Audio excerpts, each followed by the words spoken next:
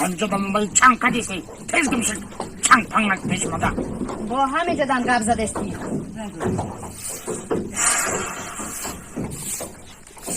صد افسوس هزار افسوس که مدت حیف شدم فهمیدی؟ حیف مرا گوش که مادر تو حیف شدم فهمیدی؟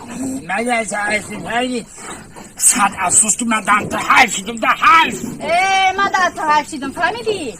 تمسایشو نهیت حیف صد افسوس که مادر تو حیف شدم یک کلدم که زندگی کرده گشتم حالی که من تو را نمیگرفتم در پیش پرای داشته بخوابه تماشا میرسم فهمیدی؟ تو در پرادو میشه که چی خالی پرادو رو علو میزنم نه صد افسوس حیف شدم گوش کنم مت حیفی بیشو گم که دیده سده دستم چی عصبون بیزه به های در این بین میدون یک تیوید میزنم نه تو یک تیوید ترسندی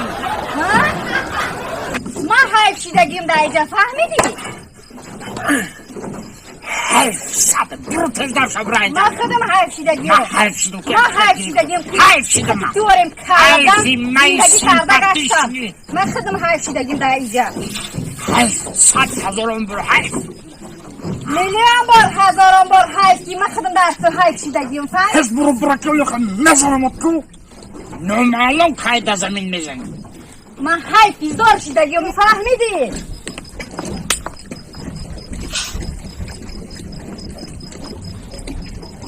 تا حالا بگو چه تو میدونی که بدهیم کلی کسافتت 100 میلیون بار حیف شدم تو چی بازیقی؟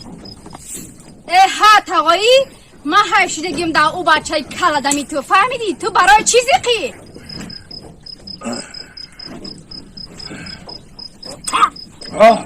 چی بازیقی آخی؟ آخه تو میگی که ما حیف شدم در او کلون میگه که ما حیف شدم در او انا زیقی من میدانی برای چه بچه؟ همون روزی توی شما یا باقا کشته بودم که انا ما باقا حیف شده در شما فهمیدی؟